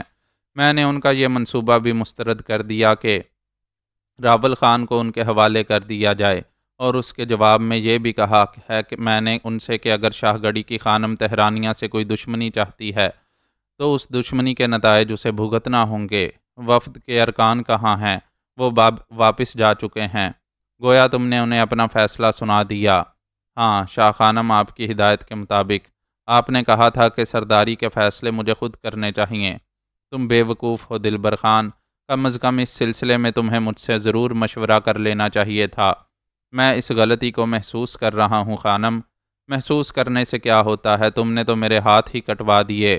اگر مجھ سے کوئی غلطی ہو گئی ہے تو میں شرمسار ہوں، اور یہ امید کرتا ہوں کہ آپ اسے نظر انداز کرتے ہوئے میری اس غلطی کا ازالہ کر لیں گی۔ سب سے بڑا سوال یہ پیدا ہوتا ہے کہ راول خان کے بارے میں شاہ گڑھی کی خانم کو یہ علم کیسے ہوا کہ وہ ہمارا قیدی ہے؟ ہاں، یہ بات اس وقت میرے ذہن میں نہیں آئی تھی، لیکن اب میں یہ سوچتا ہوں، واقعی یہ سوال تو بڑی اہمیت کا حامل ہے۔ اوہ دلبر خان، تم نے بہت بڑی غلطی کی ہے، یہ اعتراف کر کے کہ راول خان ہمارا قیدی ہے۔ ایک سیدھی سی بات ہے کہ تم ان سے کہہ سکتے تھے کہ ہم کسی راول خان کو نہیں جانتے۔ تم نے یہ اعتراف کر کے بہت برا کیا ہے، بہت برا کیا ہے، ایک ایسا کام جس کا کوئی ازالہ ممکن نہیں ہے۔ شاہ خانم کے انداز میں جلال پیدا ہو گیا اور نوریز خان خاموشی سے گردن جھکا کر بیٹھ گیا۔ شاہ خانم کافی دیر تک پریشانی کے عالم میں ٹہلتی رہی، پھر اس نے آہستہ سے کہا، اتنی معمولی سی بات تھی اور اس کے لیے سوچنے کی ضرورت بھی نہ تھی۔ تم ان سے یہ کہہ سکتے تھے کہ تم کسی راول خان کو نہیں جانتے، اور یہ سب ان کی غلط فہمی ہے۔ مجھے اس کا اعتراف ہے خانم کہ میں نے اس بات کا اعتراف کر کے غلطی کی ہے، ایسی ویسی غلطی۔ نوریز خان، تم ناقابل معافی ہو، تم ناقابل معافی ہو، اور بہتر یہ ہوگا کہ اب میں تمہاری جگہ تبدیل کر دوں۔ نوریز خان کانپ گیا۔ نہیں شاہ خانم، میں آپ سے محبت کی توقع رکھتا ہوں، یہ مناسب نہ ہوگا، آپ مجھے ایک موقع اور دیجیے۔ آئندہ میں اس قسم کے معاملات میں وہی کروں گا جو آپ چاہتی ہیں، لیکن سوال یہ پیدا ہوتا ہے کہ اب ہم کیا کریں؟ کیا کرنا چاہیے ہمیں؟ وفد واپس جا چکا ہے اور تم اعتراف کر چکے ہو کہ راول خان ہمارا قیدی ہے، لیکن شاہ گڑھی کی خانم، کتنا الجھا دیا ہے تم نے مجھے۔ نوریز خان، کتنا الجھا دیا ہے تم نے مجھے۔ خانم جب تک اسے دلبر خان کے نام سے مخاطب کر رہی تھی، اس کا مقصد یہ تھا کہ اس کے ذہن میں شدید غصہ ہے، لیکن اب جب اس نے اسے نوریز کہہ کر پکارا تھا تو اس کا مقصد ہے کہ اب اس نے غصہ ترک کر دیا ہے اور اب دوسرے انداز میں سوچ رہی ہے۔ چنانچہ اس کی ہمت بندھ گئی۔ اس نے آہستہ سے کہا، شاہ خانم، یہ اعتراف تو باہر طور ہو ہی چکا ہے کہ راول خان ہمارا قیدی ہے، لیکن اگر شاہ گڑھی والوں نے کوئی جنگی کارروائی کی تو تہرانیہ اس سلسلے میں پیچھے نہیں رہے گا، ہم شاہ گڑھی کے دانت کھٹے کر دیں گے۔ میں یہ نہیں چاہتی تھی، میں یہ سب کچھ نہیں چاہتی تھی، ابھی تو میں تعمیر کے دور میں ہوں، ابھی تخریب کاری مناسب نہ ہوگی، لیکن شاہ گڑھی، اچھا ٹھیک ہے نوریز خان، تم جو غلطی کر بیٹھے ہو اس کا خمیازہ ہمیں بھگتنا ہی پڑے گا، لیکن تم نے ایک راستہ بھی مجھے دکھایا ہے۔ کیسا راستہ خانم؟ نوریز خان نے پوچھا، اور آہستہ آہستہ شاہ خانم کے ہونٹوں پر مسکراہٹ پھیل گئی۔ پھر اس نے آہستہ سے کہا، کیا تم شاہ گڑھی سے بہترین مقابلہ کر سکتے ہو؟ خانم، اس کی تو آپ فکر ہی نہ کریں، اگر آپ چاہیں تو ہم شاہ گڑھی کو ختم کر کے آپ کے حوالے کر سکتے ہیں۔ ضرور چاہوں گی، یہ میں ضرور چاہوں گی، کیونکہ میں نے تمہارے دونوں بھائیوں سے وعدہ کیا ہوا ہے کہ میں انہیں ایک ایک قبیلہ سرداری کے لیے دوں گی۔ میں بہت عرصے سے سوچ رہی تھی کہ اس سلسلے میں کیا کارروائی کرنا چاہیے، لیکن ایک طرح سے یہ بہتر ہی ہوا۔ شاہ گڑھی کی خانم اگر ہم سے مقابلے کے لیے آگے بڑھتی ہے تو پھر یوں سمجھ لو کہ شاہ گڑھی پر اب جاگیر خان یا فیروز خان سرداری کرے گا۔ نوریز کے ہونٹوں پر مسکراہٹ پھیل گئی۔ اس نے آہستہ سے کہا، شاہ خانم، آج تک آپ کے اشارے پر ہم نے جو کچھ کیا ہے، اس میں صرف آپ کی ہدایات زیر عمل رہی ہیں، لیکن اگر ہمیں بھی موقع دیں تو ہم آپ کو شاہ گڑھی فتح کر کے دیں گے۔ لیکن دشمن کو کمزور نہیں سمجھنا چاہیے۔ نوریز خان، تم آگے بڑھ کر شاہ گڑھی پر حملہ نہیں کرو گے، بلکہ شاہ گڑھی کی طرف سے ہونے والی کارروائیوں کا انتظار کرو گے، اور اگر شاہ گڑھی کے لوگ تہرانیہ پر حملہ کریں گے تو پھر انہیں ایسا مزہ چکھاؤ گے کہ اس کے بعد کم از کم شاہ گڑھی کی خانم یا شاہ گڑھی کی سردار کو بچ کر واپس نہیں جانا چاہیے۔ اور اس کے بعد ہم یہ حق اپنے پاس محفوظ رکھتے ہیں کہ شاہ گڑھی پر ہماری حکمرانی ہو، کیونکہ ہم نے اسے میدان جنگ میں شکست دی ہوگی۔ ایسا ہی ہوگا خانم، ایسا ہی ہوگا۔ آپ کم از کم نوریز خان پر اتنا اعتبار کر سکتی ہیں۔ نوریز خان نے کہا، اور شاہ خانم کسی گہری سوچ میں ڈوب گئی۔ نوریز خان تو بہر طور یہ ہدایات لے کر چلا گیا کہ اب شاہ گڑھی سے جنگ کے علاوہ اور کوئی چارہ کار نہیں ہے، لیکن وہ شاہ خانم کو بڑی پریشانی کے عالم میں چھوڑ گیا تھا۔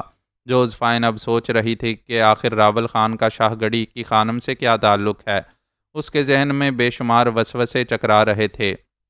اس سے پہلے وہ فرخانہ کی تلاش میں سرگرداں تھی، اور اب اس کے سامنے ایک نام آیا تھا، شاہ گڑھی۔ کیا فرخانہ اور اس کی بیٹیاں شاہ گڑھی میں موجود ہیں؟ شاہ گڑھی کی خانم شہبانو اسے اپنا بھائی کہتی ہے، تو ایک بہن کے پاس اپنے بیوی بچوں کو بحفاظت رکھا جا سکتا ہے۔ جوزفائن بہت دیر تک کچھ سوچتی رہی، بالآخر اس نے ایک فیصلہ کیا۔ اس فیصلے کے تحت اس نے جاگیر خان اور فیروز خان کو اپنے پاس بلایا اور بولی، تم لوگ جاؤ اور قید خانے سے راول خان کو نکال کر خفیہ طور پر میرے پاس پہنچا دو۔ میں تمہاری اس کارروائی کا انتظار کر رہی ہوں۔ دونوں بھائیوں نے گردن جھکا دی اور جوزفائن راول خان کا انتظار کرنے لگی۔ راول خان کے لیے اس کے دل میں جو نفرتیں بیدار ہو چکی تھیں، اور جس طرح راول خان نے اس کی محبت کو دوسری مرتبہ بھی ٹھکرا دیا تھا، اس نے جوزفائن کے دل میں آگ لگا دی تھی۔ وہ ہر قیمت پر یہ چاہتی تھی کہ پہلے فرخانہ کو راول خان کے سامنے اپنے ہاتھوں سے ذبح کر دے، اور اس کے بعد وہ راول سے کہے کہ اب اگر وہ صحیح راستے پر نہیں آیا تو اب اس کی باری ہے۔ وہ اسے ساری زندگی قید خانے میں بھوکا پیاسا مار سکتی ہے۔ وہ راول خان کی آمد کا انتظار کرتی رہی، اور کافی دیر بعد جاگیر خان اور فیروز خان راول خان کو اپنے ساتھ لیے اندر داخل ہوئے۔ اس جگہ جہاں خانم جوزفائن نے اس سے ملاقات کا فیصلہ کیا تھا، راول خان کو پہنچا دیا گیا۔ جاگیر خان نے خانم جوزفائن سے آئندہ اقدامات کے بارے میں پوچھا تو اس نے کہا، تم لوگ محل کے اندرونی حصے میں ایک جگہ تیار کر لو جہاں ہم راول خان کی رہائش کا انتظام کر سکیں، اور اس کے بعد میں تمہیں دوسری ہدایات جاری کروں گی۔ راول خان تیکھی نگاہوں سے جوزفائن کو دیکھ رہا تھا، اور اس کے چہرے پر عجیب سے تاثرات تھے۔ جوزفائن کے ہونٹوں پر مسکراہٹ پھیل گئی۔ کبھی وہ وقت تھا راول خان جب ہم تم ملتے تھے تو گھنٹوں ایک دوسرے کو دیکھتے رہتے تھے۔ تمہیں لندن کی وہ حسین شامیں یاد ہیں جب فضا میں کوہر ہی کوہر ہوتا تھا، اور ہم کسی ہوٹل کے کمرے میں بیٹھے ہوئے ایک دوسرے کو دیکھنے میں ہی اتنا لطف محسوس کرتے تھے کہ ہمیں کسی دوسرے جذبے کی ضرورت نہیں محسوس ہوتی تھی۔ ہاں، انسان پر حماقتوں کے بہت سے دورے پڑتے ہیں۔ ان دنوں میں شدید حماقتوں کا شکار تھا، اور بعض اوقات انسان کی اپنی غلط کاریاں ہی اسے زندگی بھر کے عذاب میں گرفتار کر دیتی ہیں۔ گویا اب تم ان لمحات کو اپنی زندگی کے بدترین لمحات قرار دے رہے ہو۔ ہاں جوزفائن، غلط فیصلے بعض اوقات انسان کو کیا کچھ کرنے پر مجبور کر دیتے ہیں، اس کا تجربہ اور کسے ہو سکتا ہے۔ تم اپنے الفاظ میں میرے لیے زہریلے تاثرات رکھا کرو، مجھے اس سے کوئی دلچسپی نہیں ہے۔ میں تو تمہارا آخری فیصلہ بھی جان چکی ہوں جو میرے بارے میں تھا۔ کاش میں ان فیصلوں پر عمل بھی کر سکتا۔ ظاہر ہے انسان کی ہر خواہش پوری نہیں ہو جاتی راول خان۔ بہر طور میں تو اب بھی تم سے تھوڑی بہت انسیت رکھتی ہوں، کیونکہ میری زندگی کے بیشتر قیمتی لمحات تم پر صرف ہوئے ہیں۔ یہ دوسری بات ہے کہ میں احمق نہیں ہوں، اور یہ توقع نہیں رکھتی کہ تم میرے بارے میں بہتر انداز میں سوچو گے۔ یہ 100% حماقت ہوگی تمہاری خانم جوزفائن، اور تم بہر طور اتنی احمق نہیں ہو۔ تم اپنے وقت، اپنے جسم، اپنی اداؤں کی قیمت وصول کرنا جانتی ہو۔ کیا قیمت ملی مجھے؟ راندائے درگاہ ہو کر رہ گئی، نہ اپنوں میں رہ سکی اور نہ تمہیں ہی اپنا بنا سکی۔ میں تو تمہارا بن چکا تھا جوزفائن۔ طویل عرصہ تک میں نے تمہارے ذہن سے سوچا، لیکن تم نے یہ کبھی نہ سوچا کہ تم ہم میں سے ایک ہو۔ کاش تم پہاڑوں کی زندگی اپنا لیتی۔ خیر چھوڑو، اب ان باتوں میں کیا رکھا ہے۔ کچھ معلومات حاصل کرنا تھی تم سے، اور پھر میں نے سوچا کہ قید خانے کا مزہ تو تم نے چکھ لیا ہے، اب ذرا میری میزبانی میں بھی رہو۔ تمہارے وجود کے قریب رہنا میرے لیے زیادہ تکلیف دہ ہے جوزفائن، اس سے بہتر وہ قید خانہ ہے۔ آہ، یہ بات تم نے مجھ سے کیوں نہ کہی تھی؟ جوزفائن بولی۔ مطلب؟ راول خان نے پوچھا۔ مطلب یہ کہ اگر میرے وجود کی قربت تمہیں اتنا ذہنی طور پر پریشان کر سکتی ہے تو میں نے بلا وجہ تمہیں قید خانے میں رکھا۔ تمہیں تو میرے نزدیک ہی رہنا چاہیے تھا۔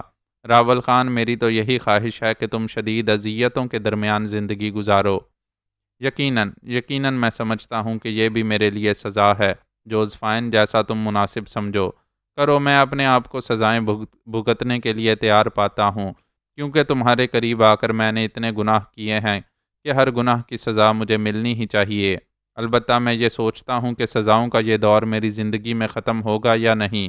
کبھی نہیں راول خان، کبھی نہیں، جوزفائن غرا کر بولی۔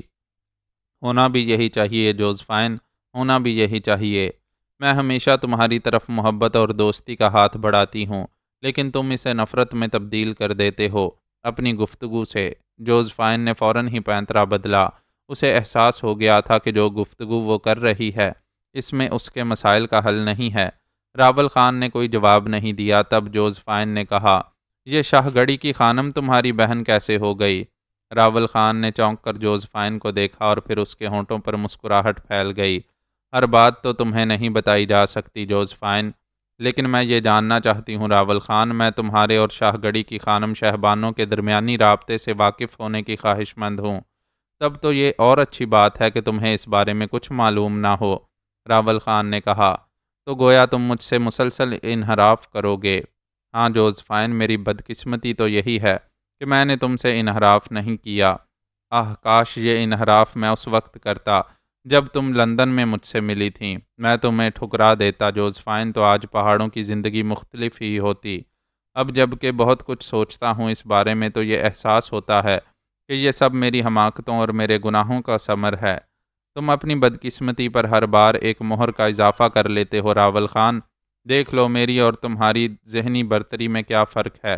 میں آج ایک قبیلے کی حکمراں، یہاں کا سردار نوریز خان، صرف میرے اشاروں پر چلنے ہی کو اپنی زندگی سمجھتا ہے، اور تم میرے قیدی۔ بتانے کو تو میں تمہیں بہت کچھ بتا سکتا تھا، لیکن تم اطمینان رکھو، اب میں تمہاری چال میں نہیں آؤں گا۔ تمہارے کسی بھی قسم کے الفاظ مجھ سے میرا راز نہیں معلوم کر سکتے۔ اپنے طور پر تم جو کچھ کر رہی ہو کرتی رہو، دیکھوں گا کہ تمہارا یہ سفر کتنا طویل ہوگا، اور جب اس کا اختتام آ جائے تو مجھے ضرور بتا دینا۔ کاش تم میرا اختتام دیکھنے کے لیے زندہ رہ سکو راول خان۔ ہاں، یہ الگ بات ہے، تمہاری زندگی صرف ایک مقصد کے لیے برقرار ہے۔